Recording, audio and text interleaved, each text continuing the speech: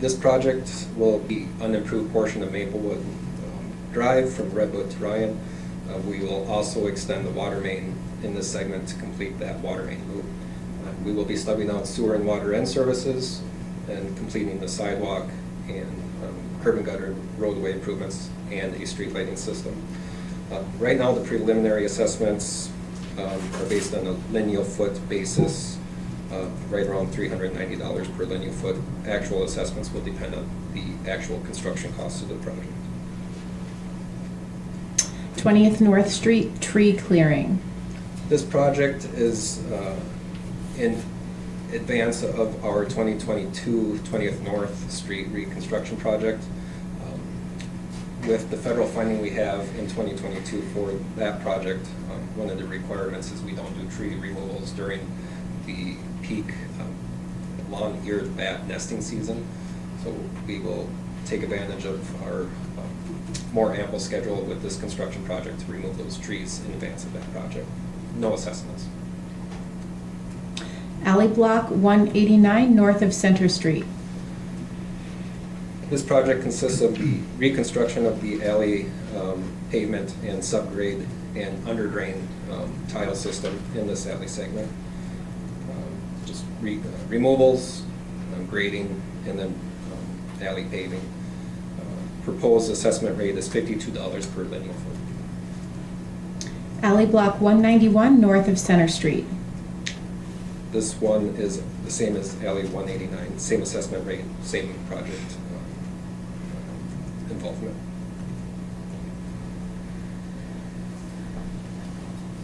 Thank you. Would anyone like to be heard?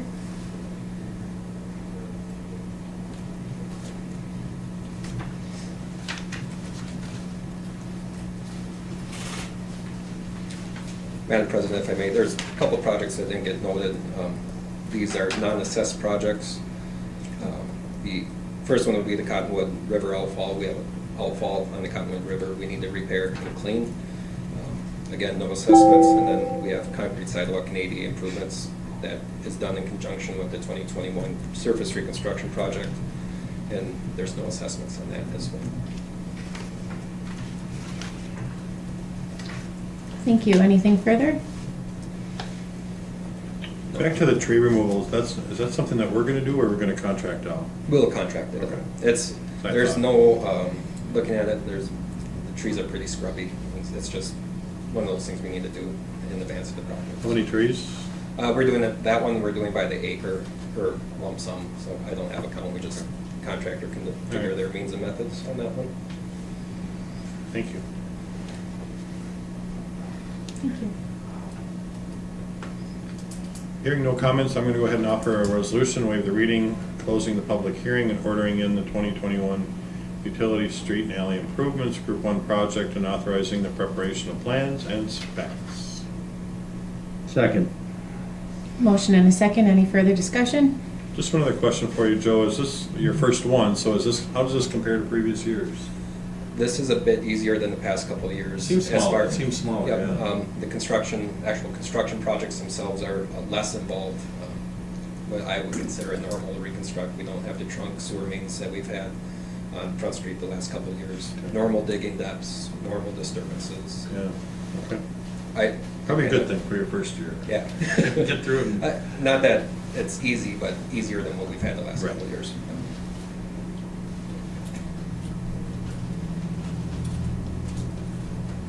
We have a motion and a second. Any more discussion? Director Jorgensen, please call the roll. Counselor Mack? Yes. Counselor Schultz? Yes. Counselor Christian? Yes. Counselor Warmka? Yes. President Becker? Yes, motion carries. Item number 3.2, public hearing on the final plot of Airport Industrial 3rd Edition. Madam President, members of the City Council, Dave Schnober, Community Development Director. The owner of this parcel of property is the City of New Ulm. The property is located west of Sonson Street and north of Walmart. The City Council approved the preliminary plat at its December 15th meeting. The Planning Commission approved the final plat or recommended approval of the final plat at its December 30th meeting. The property, or the plat, consists of 3 lots and the extension of 2 streets. Those are existing streets, Jacobs Street and Thompson Street. The property is zoned I-1, which is a limited industrial district, and the property will serve as an industrial park, and it would be the extension of the existing airport industrial park. The 3 lots have varying sizes. Lot 1, Block 1 is 6.85 acres. Lot 1, Block 2 is 2.49. And Lot 2, Block 2 is 2.26. There are no outstanding conditions, and all of the plats comply with city code requirements.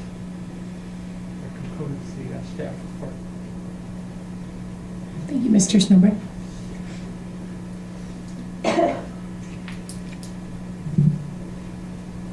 Motion to close the public hearing and offer a resolution, waive the reading, approving the final plat of Airport Industrial Park, 3rd edition, generally located at 2216 Jacob Street. Second. Motion and a second. Any more discussion?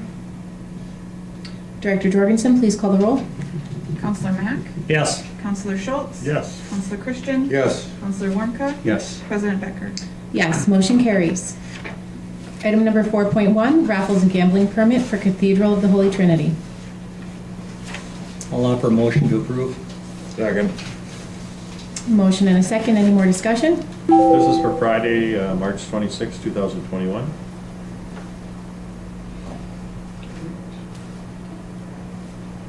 All in favor? Aye. Opposed? Motion carries. Item number 4.2, tobacco license and amusement device license. I'll offer the motion. I'll second.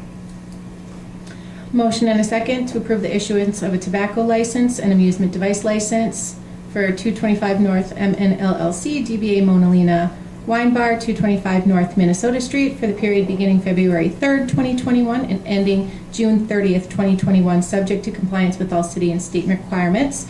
We have a motion and a second. Any more discussion? All in favor say aye. Aye. Opposed? Motion carries. Item number 5.1, report from the Heart of New Ulm. Do you want to go first, or do you want me to? I can, I'll go.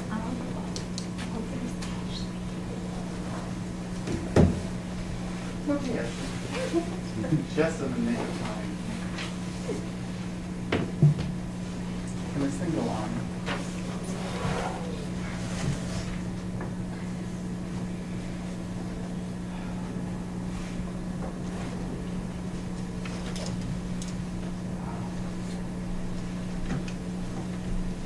Automatic start button.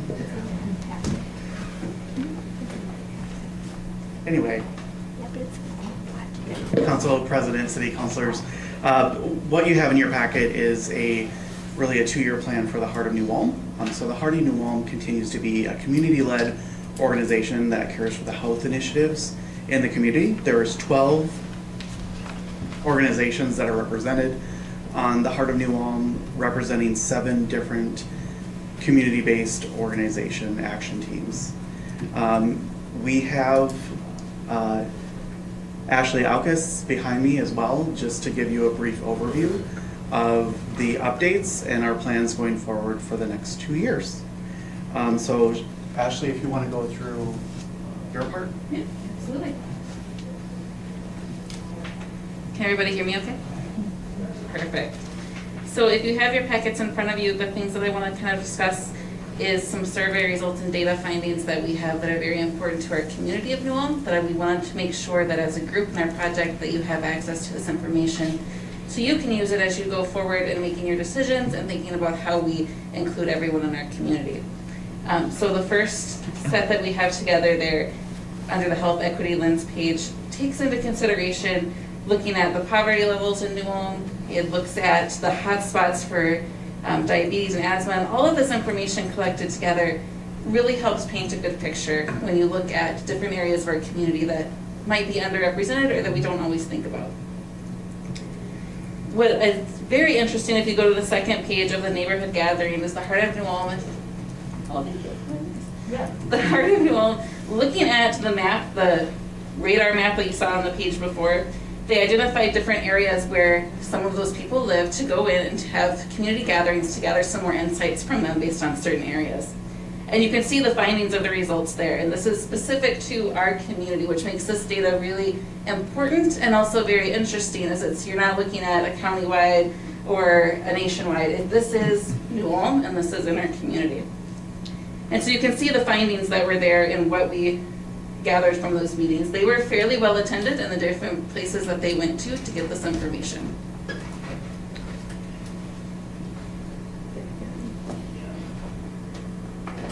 So things that we know is that we know that there are areas in our community around homelessness, there's areas in our community around poverty, limited transportation, areas where it's difficult. If you think about our community, there are certain areas where it is impossible to walk to a grocery store and get the groceries that you need if you don't have a car. Things like that we really need to be taking into consideration and making sure that we're aware of and keeping that in the forefront in our minds when we're making decisions, when we're holding meetings, and when we're trying to bring people to the table.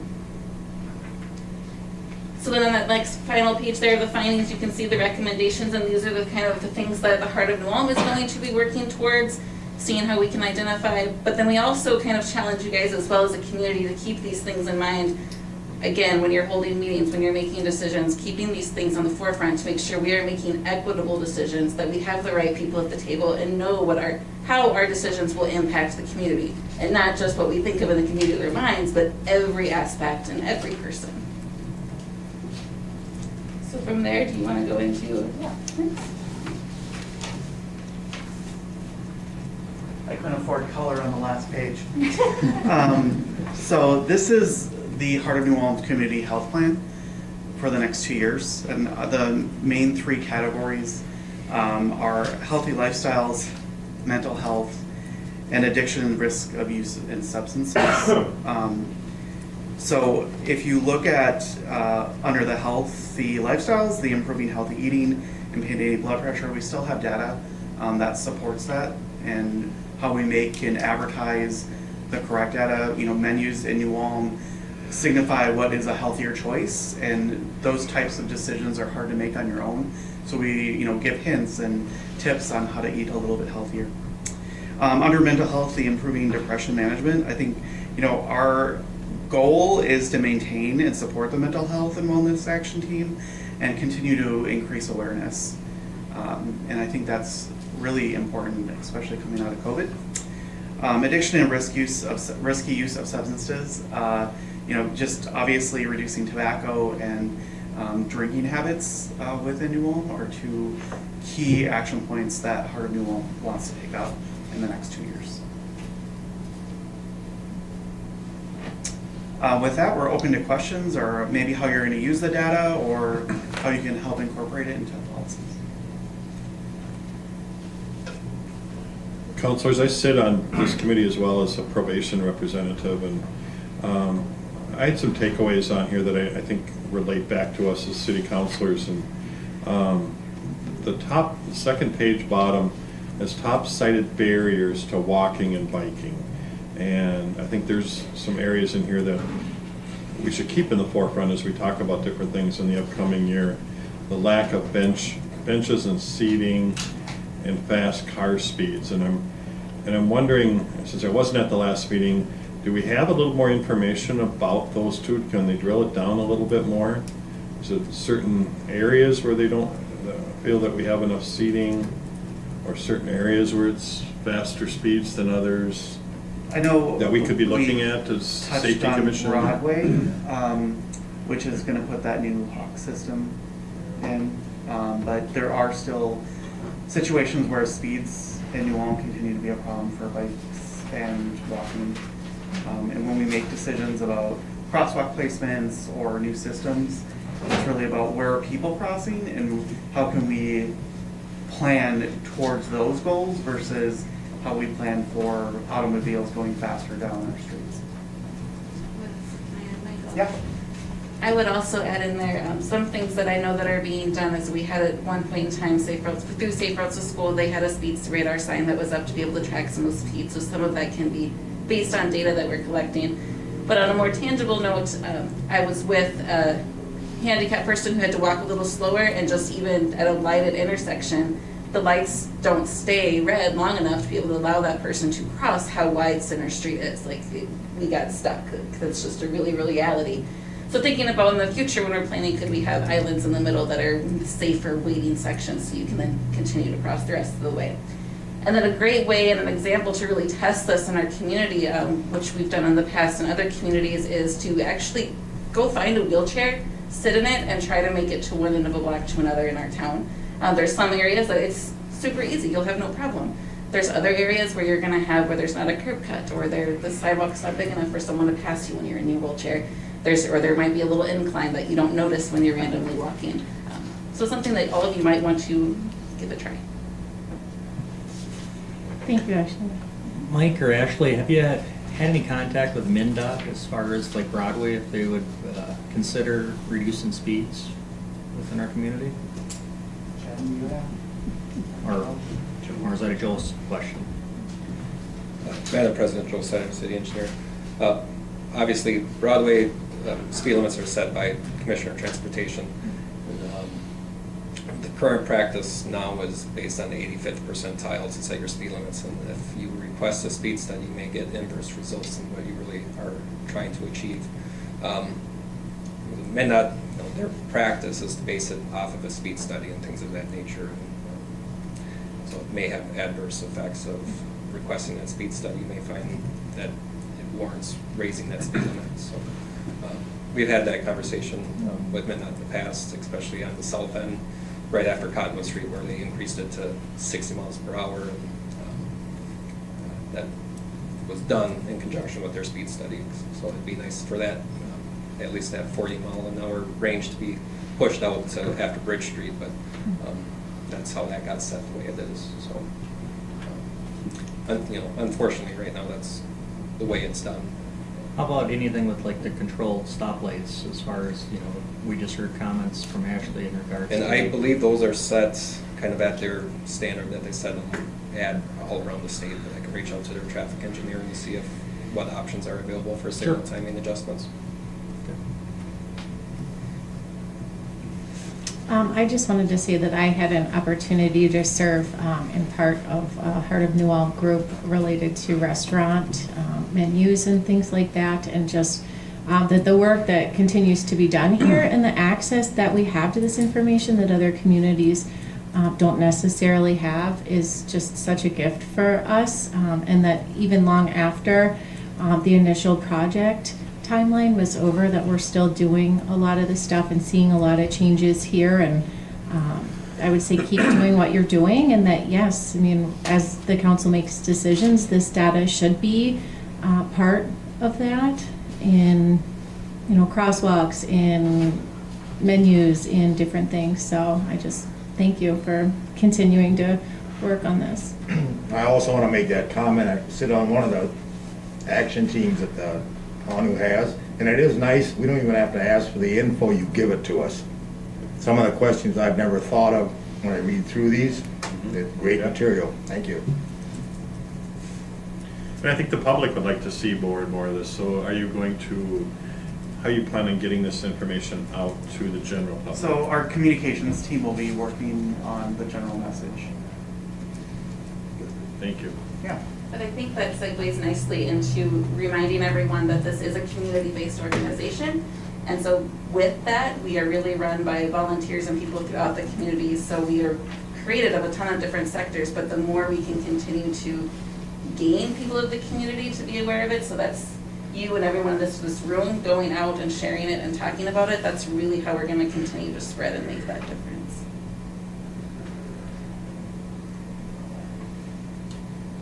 Thank you. Thank you very much for coming. Thank you. Good report.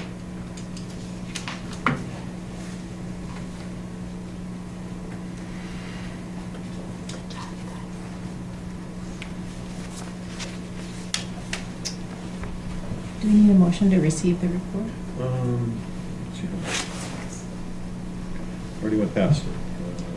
Motion to receive and order file the report from the Heart of New Ulm. Second. Thank you. Motion and a second. Any more discussion?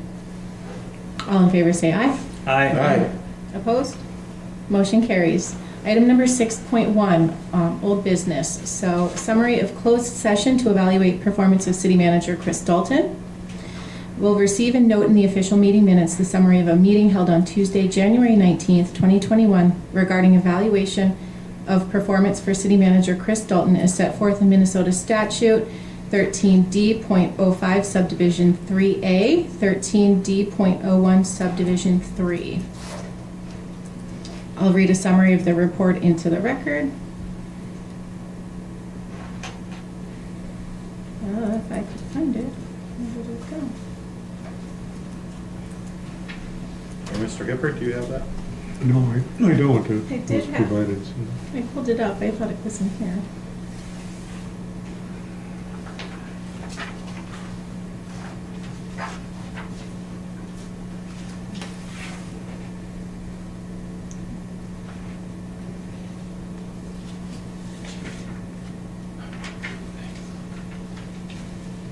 Roger, is this something that we can come back to when I find it? Because Sure. it is not in the, not seeing it in the,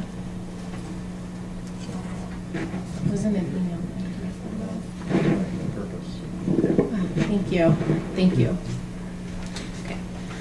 Okay. Pursuant to the provisions of Minnesota Statute 13D.05 Subdivision 3, the New Ulm City Council met at a closed meeting January 9th, 2021 to evaluate the performance of City Manager Chris Dalton as a result of a misdemeanor DUI conviction resulting from an incident in October 2020. The conclusions reached during the meeting were as follows. Number 1, follow standard policy of 5 days of unpaid leave to be completed within 60 days. Number 2, the council otherwise concluded that it is satisfied with the performance of the city manager, encouraging him to pursue additional training and education for himself with respect to the performance of his duties, and also encouraging to work with assistant city manager to provide her with training and education related to her job duties. I'll offer a motion to receive and note the official meeting minutes. Second. Thank you. Motion and a second. Any more discussion? All in favor? Aye. Opposed? Motion carries. Item number 7.1, Deer Control Program Summary.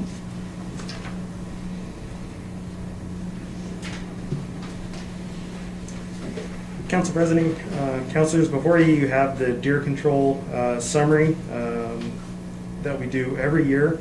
This year we did have a good outing, although we did have the same number of stands. We had more sightings, but we did have less hours of hunting this year. This year's budget, we did end up spending an additional $601, but that's because we did have to replace the targets this year. That's usually the biggest expense going from year to year. There was talk last year about potentially just doing an open season. You can hunt as many as you would like, but we still just did the double buck program this past year. So it would be council's decision to move forward with the current program that we do, or open it up to help control the population a little bit more. I do have one comment to make from what I've talked, the field officer and that in charge of this. Basically, we're just holding it at bay, aren't we? Yep. We're not gaining ground, we're holding it at bay. Yeah, I also talked to Officer Jeff Owens, who was involved in this and has been for years, and he really takes a lot of pride in this and organizes this and makes sure people are in the right spots to collect and harvest the most deer that we can. We are going to stay status quo. If we keep the same program, we're never really going to increase. And maybe that's okay, because I don't think that I've heard as many complaints that I used to 6, 7, 8 years ago. Had a lot of complaints back then, and maybe either people don't want to complain anymore, or it is a little bit better. I don't know. There are a few other options. As our city manager mentioned, we talked about, could we have some cities have had just an open reign where you can take as many as you want in one year and really downsize the population. According to Officer Honsey, we can't, DNR said, no, we can't do that. It might have been approved in another city, but it wasn't approved here. So we don't have that as an option. We do have other options of, and I mentioned this last year, you can hire people to go in and do sharpshooting in a particular area and draw down deer. I don't know if I favor that right now because I haven't heard the complaints that I did, like I said, 6, 7, 8 years ago. But I just wanted to commend Officer Honsey for his work on this project, and he said it was pretty detailed. He said you got to know the right spots and the locations and get the hunters in the right location, get them certified, and get them out there. And so I think he's done a nice job of that. So unless we hear more from the general public, this is probably where I'll vote to continue moving forward on. I too want to continue to move forward with this program, whether we change up the program a little bit I'm open for those suggestions and, maybe some feedback from Jeff if he's got other ideas that we can tweak this. And, I've received some calls, in fact, a lot of the people are concerned they're trying to plant new trees and stuff, and then in rut season, that it's the nuisance of trying to replant trees every year or every other year and things of that nature and staying on top of it. But it's something I feel we have to continue to keep going forward with. And the other question is, can we start the hunt earlier or run the season longer to try to get more deer? Earlier, no, I think that's set by the state.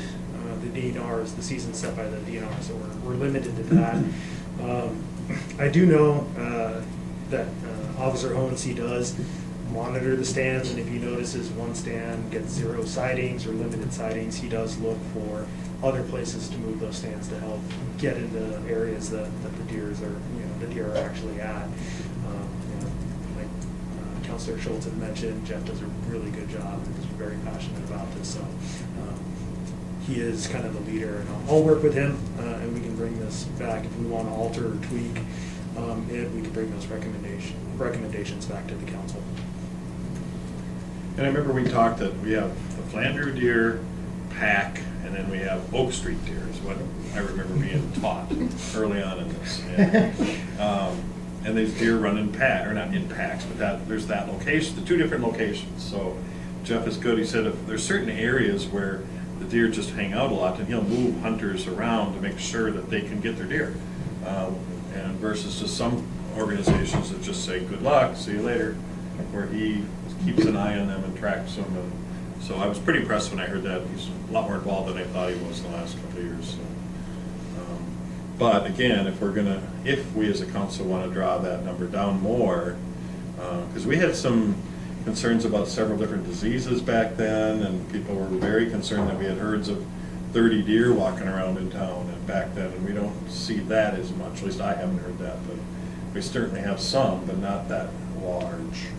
Chris, do we get enough hunters to fulfill our Yeah. obligation or our More than sites, that. I should say? We fill Can all we- our Can we sites. enlarge that more and That would be a Jeff question to answer. Again, we do have enough hunters to do more stands, but Jeff is constantly moving the stands around. So every year, a really good stand one year might be a really bad stand the next year, and he adjusts accordingly. But if it's something where we need a couple additional stands, we can see if Jeff thinks that's a good idea. Okay. And also, just speaking with a couple hunters today that participate in this program annually, they just can't commend it enough. My north side of town that I live in, I just about hit a deer last night. So, expansion is definitely something I'd be in favor of in the future if, moving things around. But yeah, I definitely approve this program. So I'll offer a motion to accept the 2020 summary and reauthorize the 2021 special archery hunt deer control program. I'll second. Thank you. Motion and a second. Any more discussion? All in favor? Aye. Opposed? Motion carries. Item number 7.2, Fire Department Turnout Gear Replacement. Motion to authorize the city manager to approve the purchase replacement turnout gear from McQueen Emergency as follows. 45 sets of Globe turnout gear, pants and coats, 45 pair of Globe firefighting boots in the amount of $125,671.95 and plus a $500 shipping fee. And it is in our budget. I'll second that. I had one question though, when I first looked at this. Do we have a copy of the second bid? We said it says that we had 2 quotes were obtained, but I didn't see the second one. I sent, President Bedker, councilors, I sent the winning bid. I didn't send the other bid. Can you talk about what that was? and Okay, the turnout gear themselves, the coat and pants, the one from MES came out to $104,500. Okay. So they were within around $1,000. The boots, the Globe boots were $19,000. The MES, which is a different type of boot, is $14,400. Now the reason we stay with the Globe boot is because it has a different sole to it. We went to this type of boot, I believe, back in 2011, and the reason we went to it is because it has a softer sole to it. And if you've ever been on the fire ground in the wintertime, it becomes all ice, and that softer sole has cut down on all our slips and falls. So we'd like to stay with the Globe boot. Even the departments that go to different turnout gear stay with the Globe boot just for that soft sole. So how close was that bid overall? Pretty close. Yeah, they're really close. Like I said, the coat and pants, that was within 1,000, Yeah. and the boots are within 4,000. Okay. Great, thank you.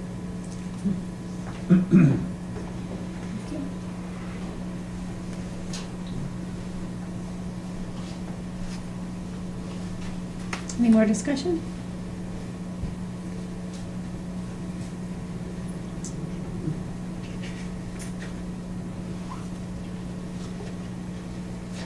We got a motion. Oh, I'm sorry. Yep. In a second, Yeah. sorry. Yeah, we got a motion and a second. Right, anyway, all in favor? Aye. Opposed? And it's a resolution. Oh, I'm sorry. Director Jorgensen, please call the roll. Counselor Mack? Yes. Counselor Schultz? Yes. Counselor Christian? Yes. Counselor Warmka? Yes. President Becker? Yes, motion carries. All right, item number 7.4, new police department policies.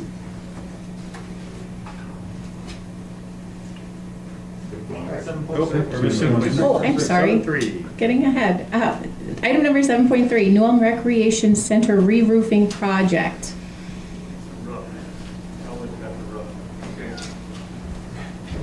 President Becker, councilors, in front of you is a replacement for the old pool roof section of the rec center.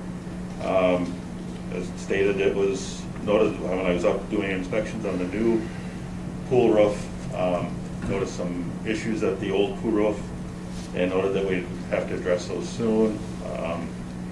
In the beginning of January, got a call that they were having leaks, and the roofing contractor that was on site was taking a look at it, and when we found the issues of the rip seam up there and the insulation that had been moved around, which we're thinking was due to a wind blizzard in December. As stated, the roof was put on in '98. It's a 23-year-old roof. It's lived its lifespan, and I believe we got a decent bid out of both contractors, and Cox came in at $109,700. And if the vapor barrier is good on that existing roof, we've got a deduct of $19,600 on that, so it works out.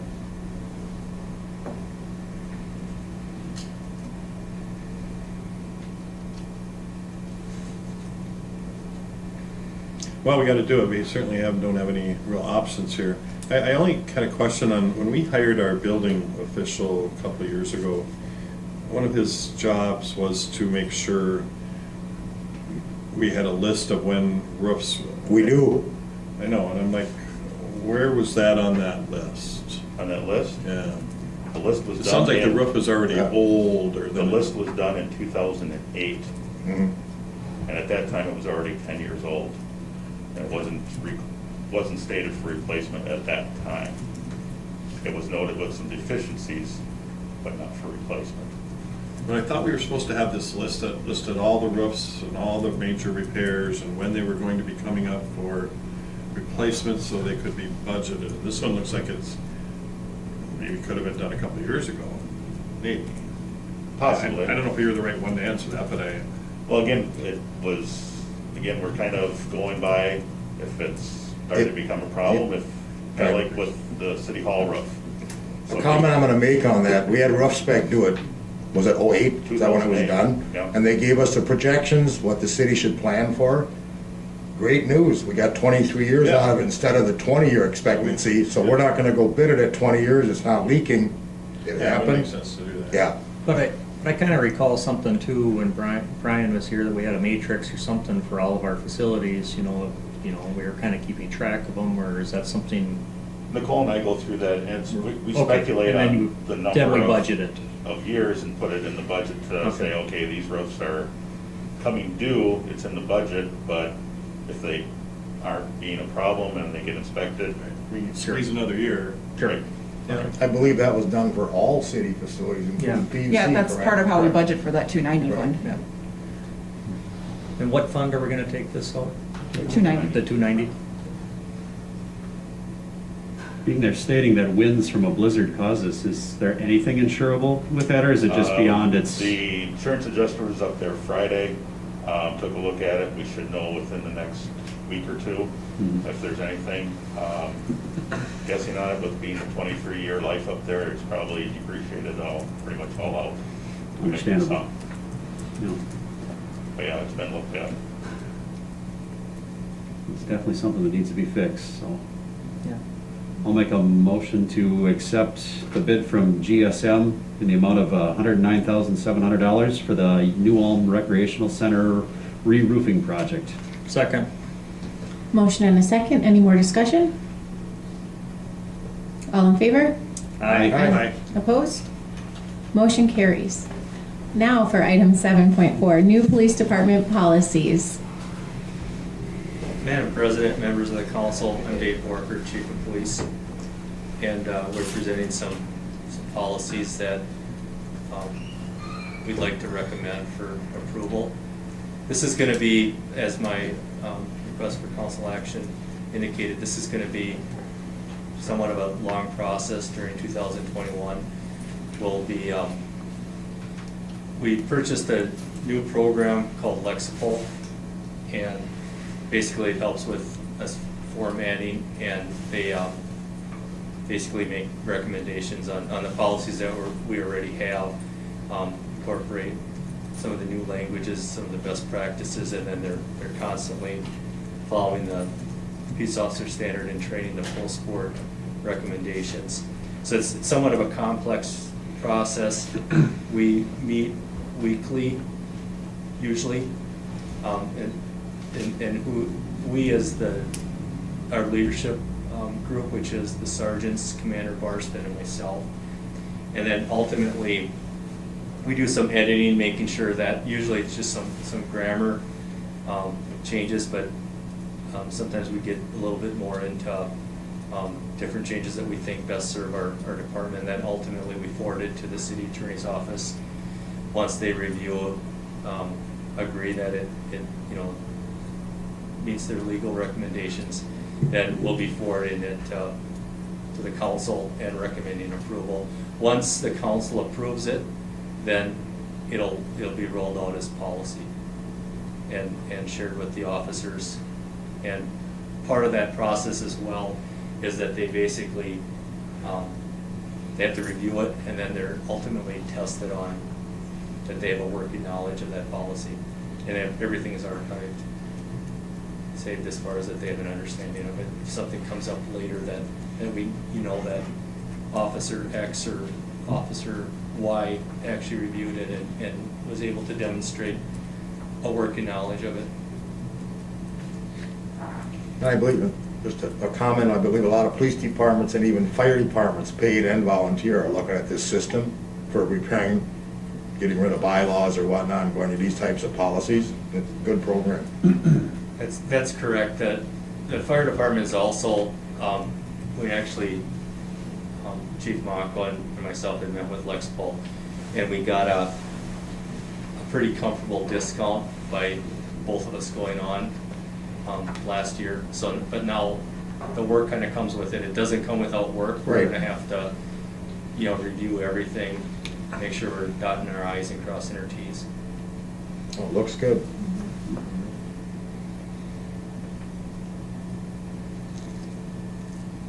So if there's any questions or comments, I'm working with the city manager. We started with these 8, some of the more basic ones. And then we'll be doing 8 again, if that's okay with the council and city manager, at the next council meeting in February. And then from there, we'll see what meets the, as far as because I know this isn't the only thing you're working on at these meetings, and it's somewhat time consuming to read these. But we'll definitely, I'll work very closely with the city manager and see how many we should be handling per meeting.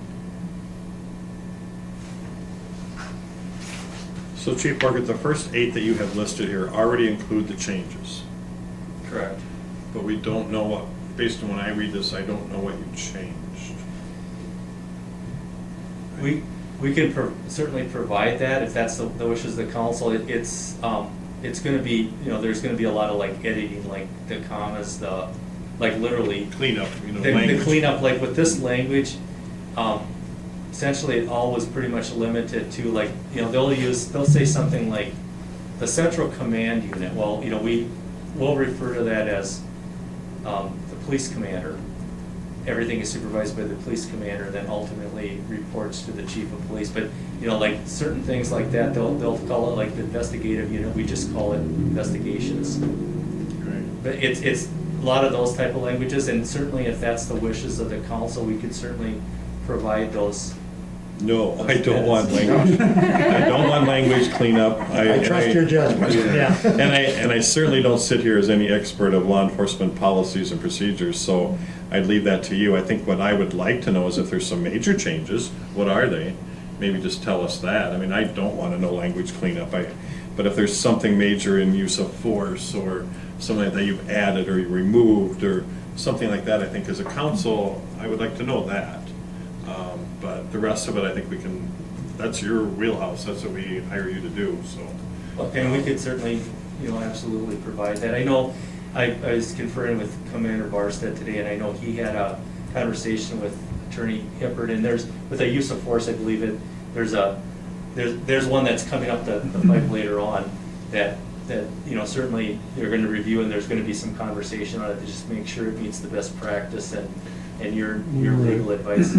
Madam President, Council, I did communicate with Commander Barstead about this. My understanding is that the total size of the manual is 400 to 500 pages. Yeah. And I think the use of force is probably one of the most important sections. I got that from the commander a while ago. It took me a half hour to get through the first 2 pages. Because there's a lot of new statutes that were passed after the George Floyd death. Some of these things are mandatory. There's some of the language in there that's not in the statute that I wanted to talk to the commander about. So this is a really time-consuming process. And I think what the chief is telling you is that it's going to be presented to the council for approval in sections, in segments. But that's one part of it. It's just really important to get it right, because part of the state statute is that we have to adopt these things locally. So we got to make sure we're complying with them. So, anyway. Yeah, and I'm very willing to do that, because I mean, that's what we hire you for. We hire Chief Borgert to put these policies together. I just maybe want to know what some of the larger changes are, and the cleanup, that's everybody always need to clean up documents like that, so maybe with the next 8 or whatever you bring, if there was any major changes in these first 8, to bring those back and let us know if there was anything, major changes as well. Sure, that, you know, yeah, I'm certainly happy to do that. There weren't on this, and there weren't any on the following Oh, date, okay. except for the heading. But we'll certainly bring that to your attention. I'll Yep. work closely with the city manager. You know, we can certainly send them out by email prior to, if that's convenient, but I'll work very closely with the city manager. And on your that. preference is to bring so many at a time and have us bless them, and then do the next set, bless them, not wait till you're all done and then bless it at the end, right? Okay, so with that, I'm gonna go ahead and approve the updated New Ulm Police Department policies, providing the framework and guidance for the New Ulm police officers' response to calls for service and general personal conduct. Second. Motion and a second. Any more discussion? Dave, how often do we do this, as far as, or when's the last time that we updated this? 2019, December of 2019. Okay. And if you remember, there was a large volume, that was relatively new to my administration, and I felt that we really need to address it. There were some changes involved as well, and if you remember, that was a very large packet. In fact, I had gotten feedback like that's too much to read, you know, certainly at one time. And I certainly understand that. So that's why we're trying to roll this out. You know, we're trying to do it to the best wishes of the council, because we know it's kind of a daunting task. I think we threatened to have you read it word for word into the record, didn't we? And Chief Borgert, Lexipol, so what they specialize in is putting these together just throughout Minnesota, nationally, large, small departments. Can you expand a little? Yes, Madam President, they do specialize, they provide public safety policies. Gordon Grams is he's the one that initially initiated that. The owner, the entrepreneur, had been a former officer in California, then ultimately pursued his MBA and decided instead of being a cop, he's going to make some money. And he really had a good product, a good working model involved. And he started out in California, and he essentially expanded. And now it's in every state. In fact, most departments have this, certainly the larger departments. I mean, Lexipol definitely has the edge. There's other companies out there, but I think Lexipol is definitely the leader regarding that. So what they do is they have, like, even when they're rolling this out, they have people that just specialize in Minnesota. So, and then, you know, every state of the nation. So if there's something that affects specifically Minnesota, they're on top of it. So as we're going on, even as far as the maintenance, because all of our policies are meant to be fluid, because there's always going to be changes. And the post board is very good as far as letting us know when there's a change. But you know, it's always good to have, like Lexipol, they're going to be like, you know, this is our recommendation, and that's basically what it is. This is what we recommend that you change. This is something that this needs to cover, and then ultimately, you know, we digest it, we look at it, and we're like, okay, is this the right fit? And ultimately, like anything, we always refer that to the city attorney to make sure that it's legally sound and that it meets those expectations, and that, you know, but the council approves it. I mean, ultimately, it's not policy until I get approved from the council. So like on these particular ones, these 8, if this is approved tonight, this will be rolled out, and those 8 will become policy, and the officers will, within a reasonable period of time, it'll be rolled out to them. I'd say within the next 14 days. Dave, do you roll that out in like a work session to the officers, or they just take that as their own reading? It'll be coming out as an email. Okay. And then they'll have to review it, and then ultimately, there's like when they start up their computer, there's like a little test they have to take to make sure that they have the, you know, and if they get interrupted, it's very similar to a lot of our online, they can go take care of all sorts of in the lobby they need to attend to when they back. Before they really are able to really open up anything, they have to be able to say that, or otherwise they'll get like little warning notices that said, you know, you've got something here that needs to be attended to. And then ultimately, once they pass the basic comprehension test, then that's archived, that they have knowledge of that. Thanks. Does that answer your question? Yeah, thanks for touching on the details. We do a motion and a second. Any more discussion?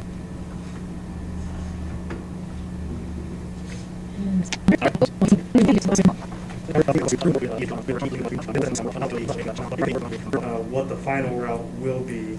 And again, you're not approving the bus route tonight, you're just approving moving forward with it, so Brown County could present it to MnDOT and see if they will fund the project. We would be, if MnDOT does approve the project, they would fund 85% of it, 15% would be on us. That is roughly, would roughly be about $25,000 a year. It would be a 2-year commitment.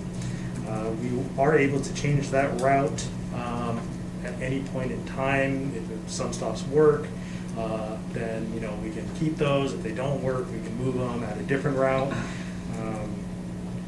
The rider fee would help cover that 15%, so Brown County has never had to pay their portion, or Heartland Express has never had to pay their portion based on their ridership fee.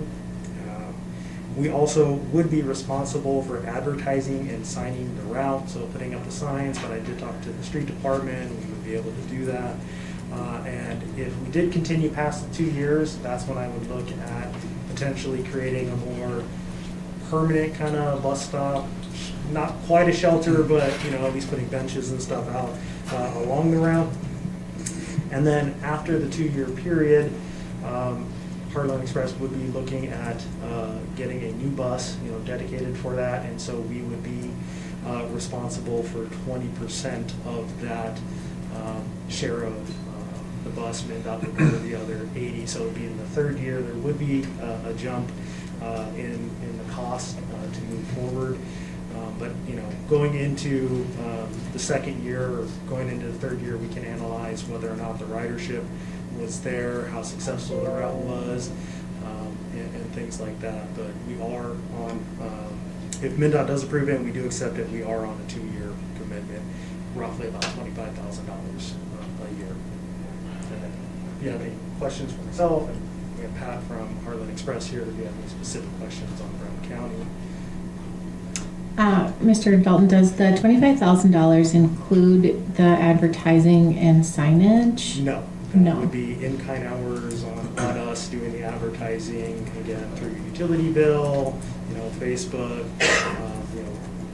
KNUJ, through the chamber, kind of all the outlets that we have, we would utilize, and then signage would just be through the street department to create those for us.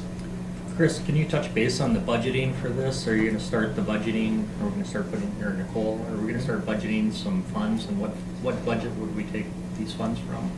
This would be coming, so it would be a 2022 project, so we would be including it as part of the regular budget this year. Okay, and then if we're gonna have to get into a bus in 3 years, are we gonna start putting some funds aside early on, so we don't have a bigger hit maybe in 3 years? Yeah, and again, it'll really depend on the ridership. So if the ridership exceeds the 15% that we owe, that we would owe MnDOT, then we keep that as surplus that can help with that 20%. Or we can just say, hey, it's going to cost us $35,000, budget $35,000 each year, and then whatever's left over, we can afford to help cover that 20% when the bus comes. And we'll work with Heartland to figure out what that expense is going to be, so we can get an accurate number when we present it during budget. And I had an individual that reached out and said that they were very excited about this opportunity for our community, and then are we going to do some sort of like tokens or some sort of token, or is it just pay cash? Or eventually we'll get there. I think initially we'll probably start out with cash and slowly get to either some type of bus pass or something along those lines. And we'll work with Heartland and really present, when it comes down to actually adopting it, really present the whole package to the council with the route, the fee, and kind of everything all encompassing, so you have a good picture. But right now it's still in the, I would say, the preliminary phase where MnDOT does have to approve us moving forward. I know I've been talking to people about whether or not this route should be an hour, 90 minutes, 2 hours. Nobody wants 2 hours.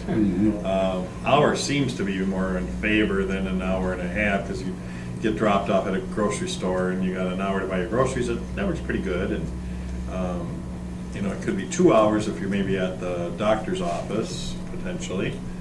We know how that can go sometimes, but I'm excited about this process. I got a couple questions on many, and I don't know what we do with our Heartland Express. Do veterans ride free? No, they don't. They don't. Some do offer that. Yep, they do.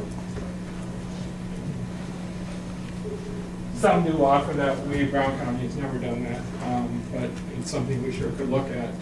That was I'd like us to either provide free, or providing it free gets the word out and gets a lot more people on your bus, and then hopefully we'll bring other folks with them. Right.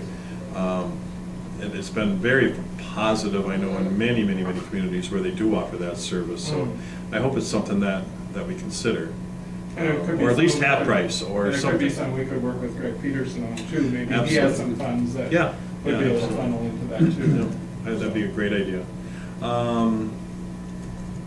thought I had something else, but I can't think of it. As far as the tokens go, we already offer a token. Well, yeah, I think that was So like- what we'd probably do is we have a red token right now that we were using for MRCI, so we'd probably switch the red tokens to being an in-town bus route.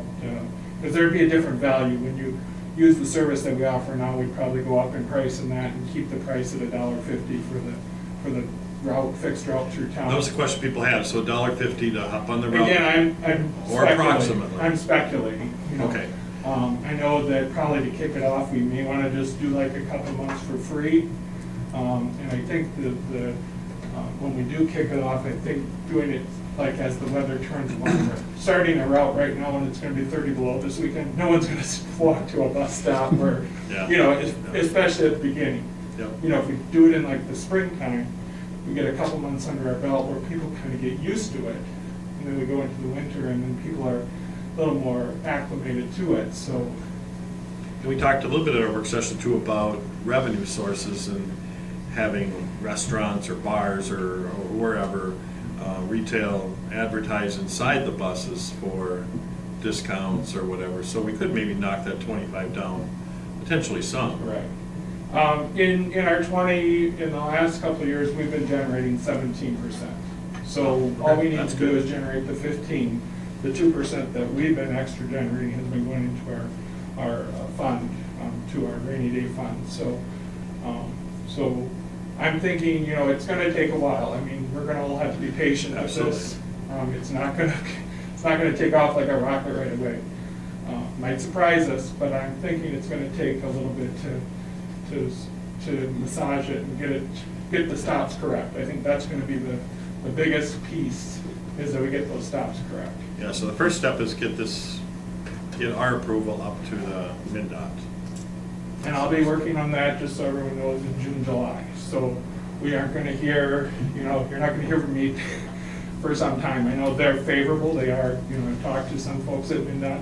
They're I think New Ulm is the largest town right now without a route like this. So, they do have targets that they have to meet, and this would definitely help with that target.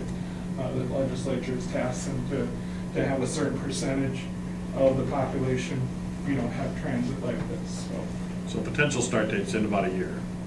Probably 14, 15 months. I'm thinking April, May. April, May of '22. Right. Okay. All right, I'm gonna go ahead and approve a motion to forward the deviated fixed bus route service to Brown County to present to the Minnesota Department of Transportation. Second. Motion and a second. Any more discussion? All in favor? Aye. Opposed? Motion carries. Thank you very much. Thank you. I'm excited about this. Item number 8.1, report of claims paid.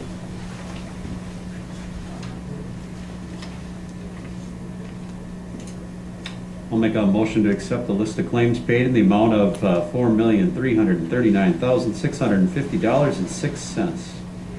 Second. Motion and a second. Any more discussion? All in favor? Aye. Opposed? Motion carries with no new business. Meeting is adjourned. You get better with that, Andrew. I was thinking about it. You'll be whacking it by June.